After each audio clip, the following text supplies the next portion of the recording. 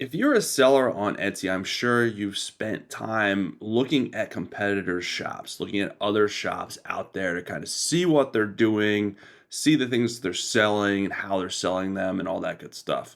This can be a good thing. It can help you pick out gold nuggets and give you ideas on what you can do and how you can improve in your own shop. You don't have to reinvent the wheel. But during this process, I am also sure that you've come across shops that just don't make sense at all. Today, I want to talk about Etsy shops that don't make sense and pull back the curtain on what could be causing this confusion. Let's go. Hey everyone, what is going on? Welcome back to the Handmade and Beyond podcast. I am your host, LL. Glad to be back with you guys, hanging out, talking about Etsy and strategies and all this stuff to help you guys improve and grow your shop. That is why I'm here, and hopefully that is why you're here as well. So today I want to talk about the shops that you come across that are just confusing. They just don't make any sense.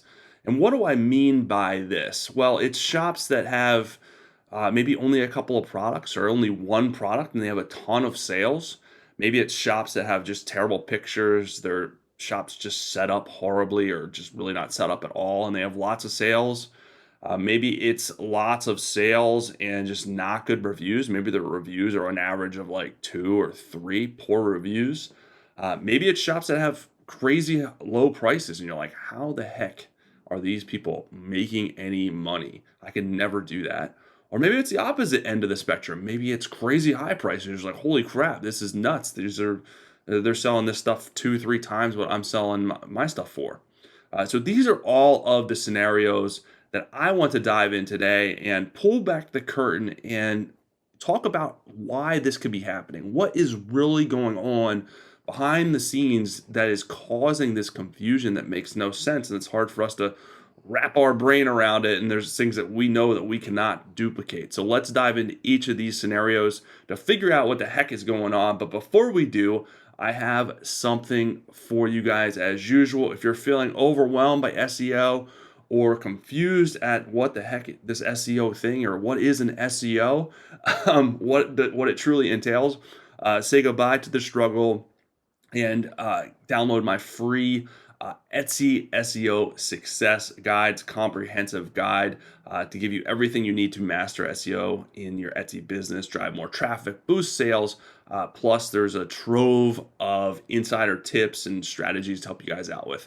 So download that, handmadeandbeyond.com/Etsy SEO success. All right, let's dive into this craziness, the things that don't make sense inside the Etsy stratosphere. And the first scenario that I want to dive into is shops with few products and lots of sales. This is not the norm, and this is kind of, I'm sure when you see this, you're like, what the heck, man? This person's doing it with one product or a couple of products. I have 30, 50, 100 products up and I'm not getting any sales. What the heck? So our first reaction is probably jealousy, anger, frustration. This is normal, but let's kind of talk about what's really going on here with shops like this. So the first thing that could be going on is this is totally possible. It is totally possible, but not likely. So I've seen legitimate shops that hit a home run with one of their first products and absolutely kills it. For whatever reason, it's they hit the market right. It's something that people want, something that people have to have, and it blows up. And then after people start buying it, the algorithm sees that and it shows it to more people. More people. It's like a snowball effect, and it just blows up and kills it. This is just not the norm, though. Most people are never going to have this happen, but it does happen. So it could be totally legitimate. That this person just really, got lucky, and they have a great product that people want, but not the norm. The other scenario is, well, the other thing to think about when it comes to this is you usually need a bunch of products before you find one that starts to sell really well. So it's somewhat a game of numbers, but obviously quality is important too. You got to have quality products or no one's going to buy them, or no one's going to want to buy them, or when they get them, they're not going to be happy with them. So you have to remember the 80-20 rule when it comes to selling anywhere or any business. 80-20 rule is always something to keep in mind because it exists, it's there, it's real. 20% of your products that you have will bring in 80% of your revenue. So if you only have a few products, that 20% is going to be very low or non-existent, if I could spit out words today. So that's what you have to remember. So you have to release products before you find that 20% that's really going to carry the lion's share of your sales. Now, it doesn't mean that you're going to get rid of the other 80%. They're still going to bring in revenue. They're still going to do other good things to help your shop and business grow. They're still going to help the algorithm categorize your stuff. So they're still important. Just know they're never going to bring in the lion's share of your revenue. There's only a smaller, much smaller portion of your listings and products that are going to bring in the lion's share of revenue. So here's the other thing that could be going on with shops like this. They could be doing inside or outside of Etsy advertising. So the problem with things like this, listings like this, is that you're only seeing the tip of the iceberg. You don't know what's underneath that the layer of water. I'm sure you've all seen the picture of the iceberg on top of the water. It's very small, and then the bottom part of that iceberg is enormous. It's 10 times as big as what's showing. This is the same thing with online and what you're seeing out there. You're only seeing the tip of the iceberg. You're not seeing what these other shops are doing to get these sales behind that curtain. So they could be doing a lot of advertising, which is probably more likely. For all you know, they're spending hundreds or thousands of dollars on Facebook advertising to get these kinds of numbers, to get these kinds of sales, or Google advertising, or wherever. But just because they're doing this to get sales doesn't mean that it's going to be a profitable venture. So this is very risky, and it's very hard, and you just don't know. While they could be getting a lot of sales, they could be losing money doing it. I've been there, I've done it, right? So you advertise stuff, you are getting sales, but at the end of the day, you're actually losing money because you're just not getting enough sales to cover your costs. Another thing that could be going on is that, and this happened to me, is that product is featured somewhere. It could be featured somewhere on an online forum or magazine or website that's just causing it to blow up. I actually had this happen a couple of years ago. I had one of my products featured in a BuzzFeed top 10 list. And I woke up the next day and I had a bunch of sales, all for the same listing. And I was like, what the heck is going on? Nothing has changed on my end. I had no idea what was going on. So I actually went in and looked at the listing stats to see where the heck the traffic was coming from. Then I realized it was BuzzFeed, and then I had to backtrack and be like, where at on BuzzFeed? What's causing this? And it was in the top 10 list. It was like top 10. It was like a workout shirt, and it was in the top 10 for CrossFit shirts or something like that. For CrossFit gifts for Christmas, I think what it was. And it blew up. It did really well. That listing sold, I think, over 200 times in the next couple of weeks. Which was awesome, but it didn't last forever. You know what I mean? That's not even close to my best-selling item, but it did help. So that could be something that's happening, and it happened and you just never know. You'll never know. You'll never be able to figure that out that they had something featured, but that could be a reason for it, and this could be incentive for you to keep going and keep putting stuff out there. You just never know what could be happening. You would never expect it. I never expected that to happen, but that could be a great side effect. Like, oh crap. Or this was featured in a major publication. Now it really changed things overnight. I've coached other people that have had this happen. They've had stuff featured in magazines, and it changed the game for their business. But they never would have had that happen if they didn't keep going, keep putting stuff out there, keep trying stuff. So that's a little side note motivation for you to keep going and not give up, because you just don't know little things like that could happen that are really good for your business. The last scenario that could have happened is that they could have pivoted their shop to selling something different that they used to sell from before, which all the numbers and all the sales are tied to. So a good way to see if this has happened is to look at their reviews and see if it's for the same products that they're selling now. You've seen this recently, or in the last couple of years. You saw this with COVID, with masks. A lot of people, just when there was a shortage, a lot of people opened shops or pivoted to selling masks, sold thousands of them. And then when the shortage died down, they stopped getting those sales. So they just stopped selling masks. So then they pivoted to what they were selling before, or they pivoted to selling something else. So you'll see that, okay, have 10,000 sales, but 9,050 of them were for mass sales, and their new items just aren't selling that much. So that could be something that's causing it. So something where you're like, well, how are these things selling this much? Well, they're not. It was old sales, and past numbers are still in there. So that is the first scenario that I wanted to talk about. The second scenario is shops with terrible pictures, terrible setup, or no setup at all. Maybe their shop sections aren't set up. It just looks not good, not professional, but they still have a lot of sales. So similar to what I talked about in the last scenario, it's more likely, they could be advertising, they could be doing some of the things that I already talked about, but it's more likely that shops like this are in fact doing outside advertising, unless they're super niched where there's a decent amount of traffic. I mean, if you're really niched down and you're one of the only players in the game selling this type of product, you don't even need a lot of traffic. But if you have some traffic and some people that are looking for this exact thing, and you're filling that need, then you could be getting a lot of sales and not have a great listing or a great shop. But that is very, very rare. Usually, if there's a decent audience and decent traffic, there's other players in the game, and usually a decent number of them. There's decent competition. People follow what's popular. People follow the trends. People follow the traffic areas to try and capitalize on it.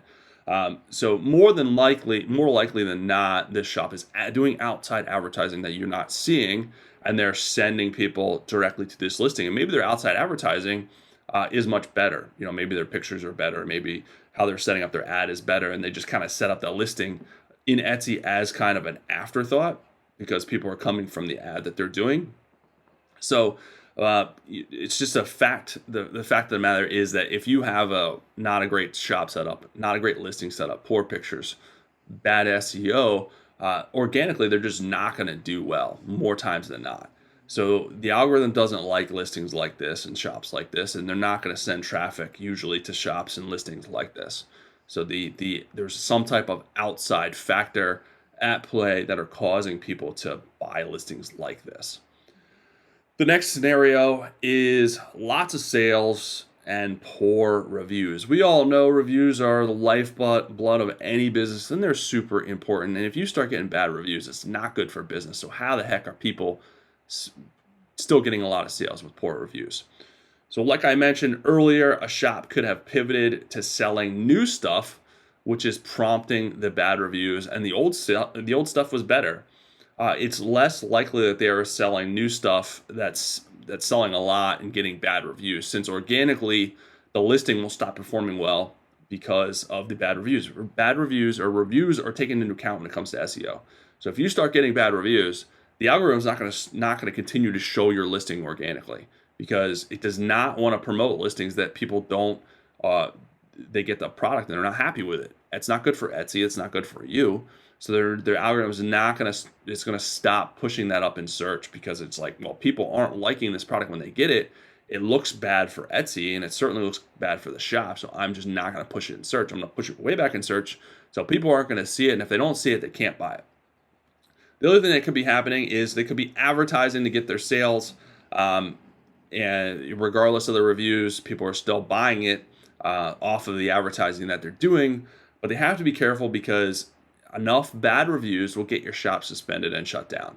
It's just not a good look. Etsy's only going to put up this for so long. They have a back end score of bad reviews. It's a ratio that they have on the back end, and once you fall below this ratio, you will get a notice. Eventually, they will suspend you, and then they will ultimately terminate your shop if you get enough bad reviews. They just don't want people on there that are selling garbage stuff and making Etsy look bad. The other thing that could be happening is they could have switched to a lower quality product or materials that people are just not satisfied with.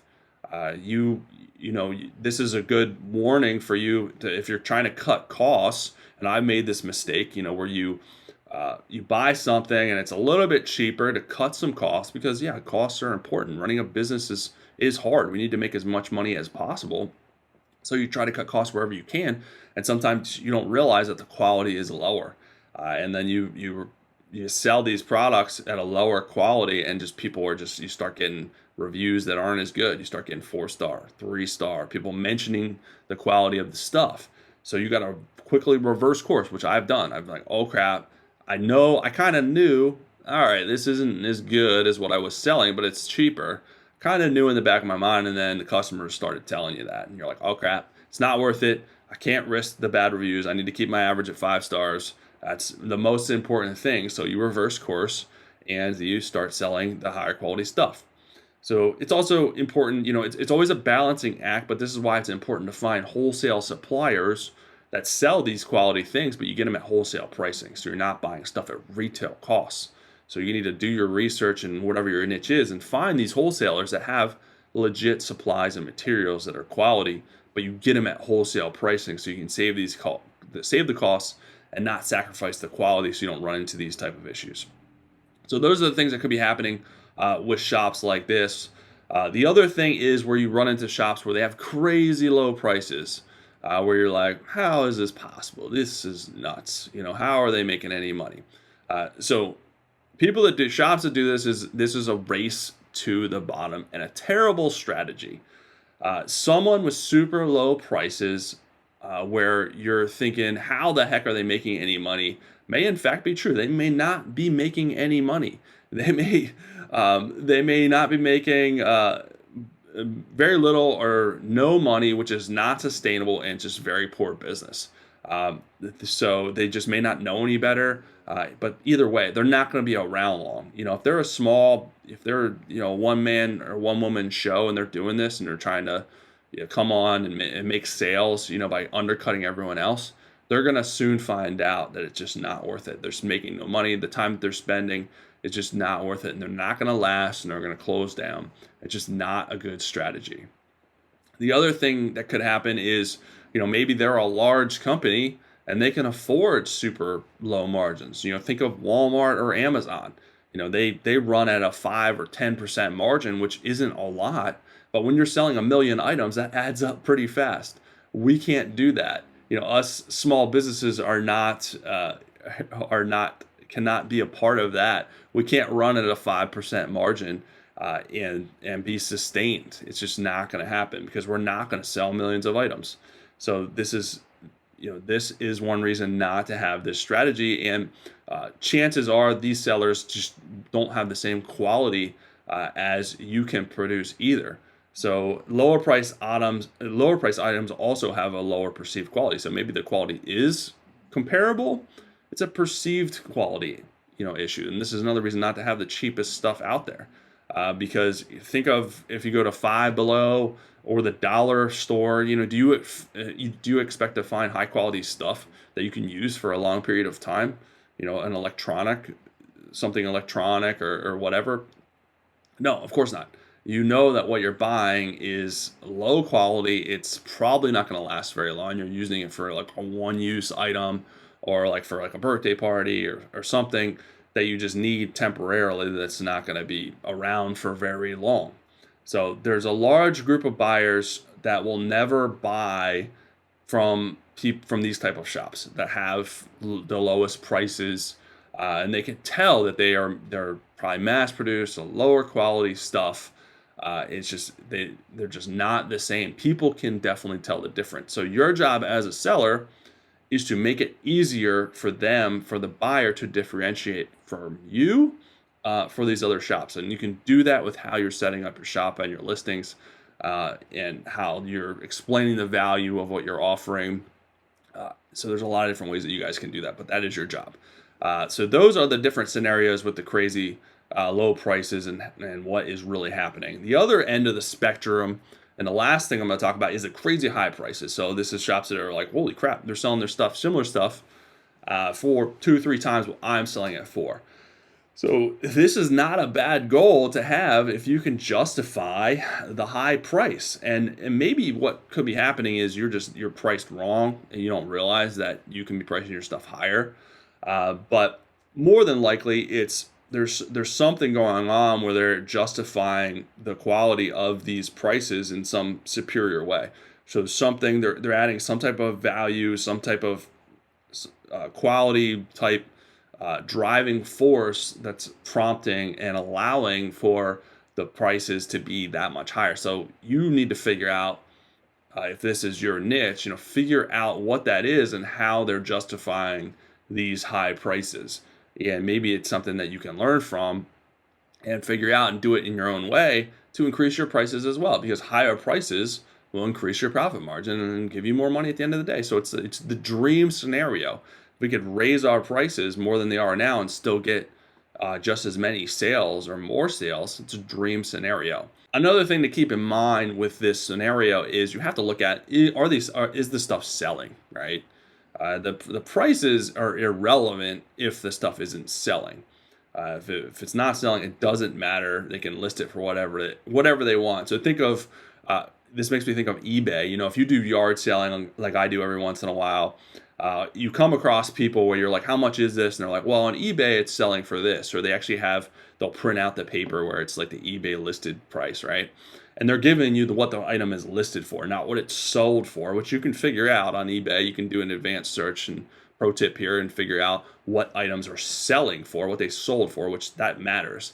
But what they're listed for makes no difference. You always see that the where on news stories and stuff are like, oh, this item's selling for this price on eBay and it's listed for $10,000, but there's no sales. It doesn't matter. You can sell it. You can list an item for $10,000 on eBay. It doesn't mean it's worth that, because it's only worth what people are willing to spend for it. So again, it doesn't matter if you're listing your stuff crazy high prices on Etsy.